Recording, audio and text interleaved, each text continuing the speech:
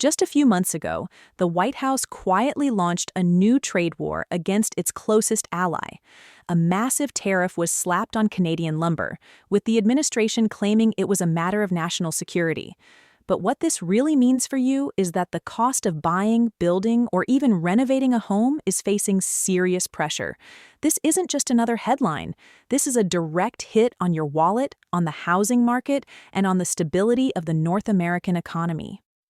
We're talking about a move that could add thousands of dollars to the price of a new home. And Canada isn't taking this lying down. A lumber blitz is brewing north of the border, a strategic response that could send shockwaves through multiple American industries. We're going to break down exactly what this tariff is, how much it could cost you, why it's really happening, and what Canada's next move might be in this high-stakes economic battle. So, what exactly happened back in the fall?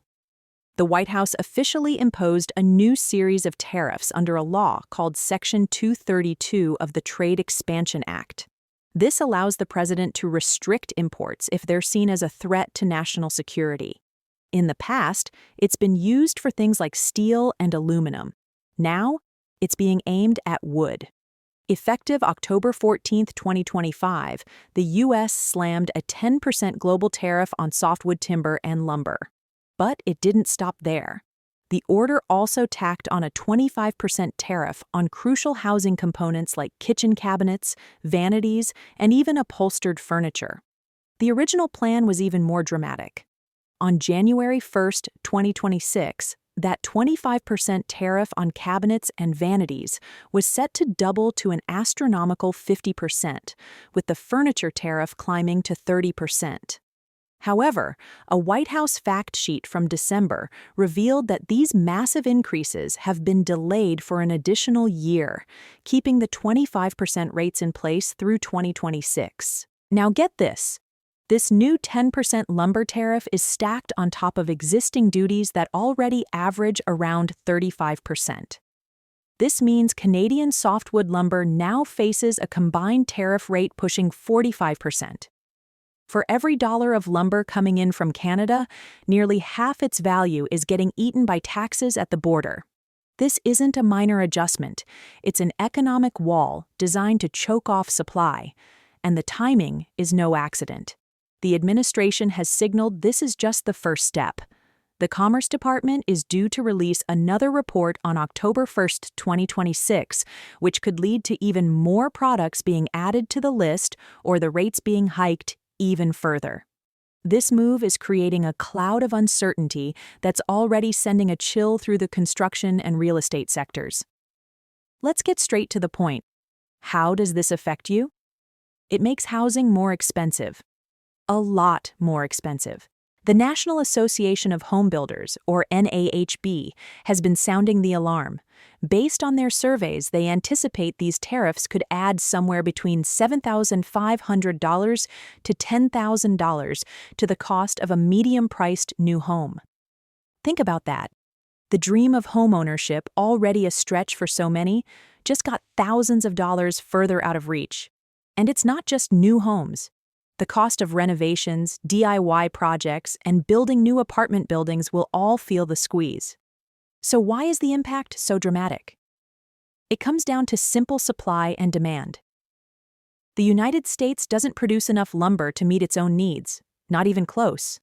The U.S. imports roughly 1/3 of the lumber it consumes, and our friendly neighbor to the north, Canada, supplies nearly 85% of those imports. We are fundamentally reliant on Canadian wood to build our homes. And here's the painful irony. The stated goal of these tariffs is to protect the U.S. lumber industry. Yet, recent data from Ion Housing shows that American sawmills were operating at just 64.7% of their potential capacity in late 2025. The issue isn't a flood of cheap Canadian wood. It's a structural problem that has been worsening for years. Even with these tariffs, it will take years for domestic production to ramp up enough to fill the gap. This policy isn't creating a level playing field. It's creating a supply crisis. In a strange twist, the months leading up to the tariffs saw Canadian producers rushing to ship as much lumber as possible to the U.S., creating a temporary surplus ironically dubbed the Wall of Wood. But don't be fooled. Once that inventory is gone, the full force of these price hikes will hit consumers directly, making an already tough housing affordability crisis even worse. The official reason the White House gave for this aggressive move is national security. The proclamation claims that relying on wood imports is weakening our economy and puts the nation's critical infrastructure needs at risk. But industry experts and even many lawmakers are questioning that logic. The U.S. Chamber of Commerce has stated forcefully that these imports do not represent a national security risk. They, along with home builders, argue that this is a misuse of a law meant for genuine defense threats. So if it's not really about national security, what's going on? The answer is a bitter trade dispute that has simmered between the U.S. and Canada for decades. For years, a powerful lobby of U.S. lumber producers has argued that Canada subsidizes its lumber industry by charging low fees for cutting trees on public land, letting Canadian companies sell wood at unfairly low prices. Canada has consistently and successfully fought these claims in international trade courts. This isn't a new fight. It's a long-running political battle where U.S. lumber interests have repeatedly sought government protection. These new Section 232 tariffs are simply the latest and most extreme weapon in that long war. Canadian industry groups are calling the move misguided and unjustified. The BC Lumber Trade Council points out that this hurts American consumers and undermines supply chains that benefit both countries. The Forest Products Association of Canada warns that these tariffs destabilize the market and threaten jobs on both sides of the border. That feeling is echoed by the NAHB in the U.S., which has said these tariffs create additional headwinds for an already challenged housing market. Outside of the specific U.S. lumber companies that stand to profit from higher prices, this policy isn't exactly getting a round of applause. Before we dive into Canada's response, if you're getting value from this breakdown, make sure to hit that subscribe button and turn on notifications. We cut through the noise to show you how these major economic shifts actually affect your life, and you won't want to miss what's coming next. Canada is not just going to sit back and take this economic hit. They're preparing a multi-pronged response, a lumber blitz, designed to push back and protect their interests. First, direct retaliation. The Canadian government is already drawing up lists of American products to hit with retaliatory tariffs. If that playbook sounds familiar, it should. It's the same one used in the 2018 trade disputes over steel and aluminum. Expect to see tariffs placed on symbolic and politically sensitive U.S. exports, things like whiskey, aluminum products, and various agricultural goods. The goal is to apply maximum political pressure in key U.S. states to force a reversal. Mexico is reportedly considering similar moves, which could target billions in U.S. corn and soy. Second, financial support. Canada has already pledged a $1.2 billion aid package to support its lumber producers and the communities that depend on them. This is a clear signal that they are digging in for a long fight.